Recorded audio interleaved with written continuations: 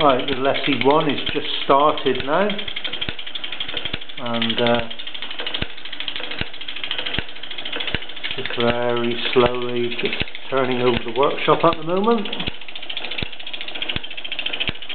Very confident little runner. I've only ever run it once before, once when I first bought it, and it's had a good oiling, and you notice on the engine frame on this it's still got the little oiling point in the engine block where there's a felt pad inside.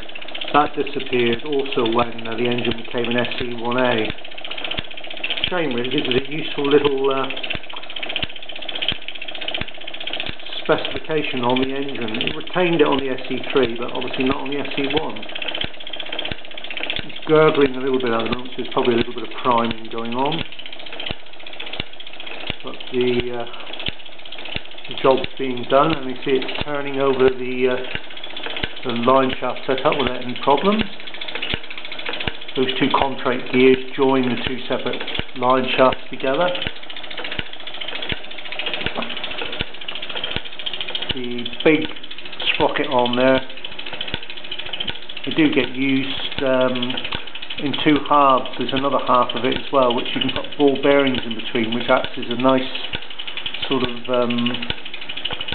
turntable for big cranes, but it also works as a damn fine sprocket for very small engines. This one's gurgling a little bit too much at the moment. I think he's just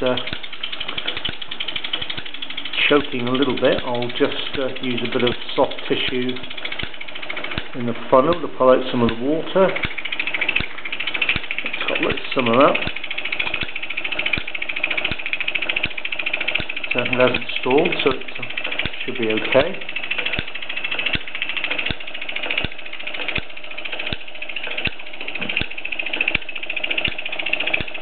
On these engines, a bit like some of the SE3s as well, we've got an incredibly difficult overflow plug arm to get off. It's got these flat sides on it, and unlike the sort of curved in type with the bent arms which were used later in the 70s, these can be a real pig to actually get off.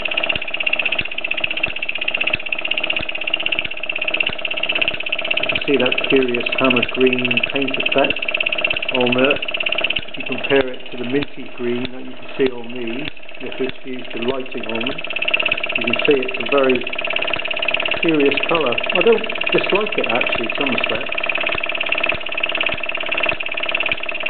There's a little point I noted some years ago, and sort of noticed it only seemed to occur for a short space of time at the end of the 60s, the early 70s. So whether Malins were experimenting with a different paint supplier or a different paint process, one could only speculate. It's a very useful way of dating some engines within 3 or 4 years.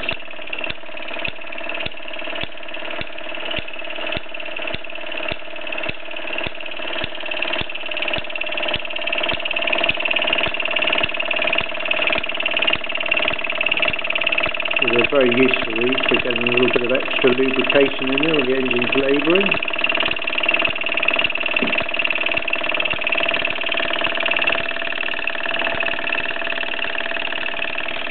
So there you have it, a 1967 SE1 driving a full workshop of Mamod tools and doing a splendid job.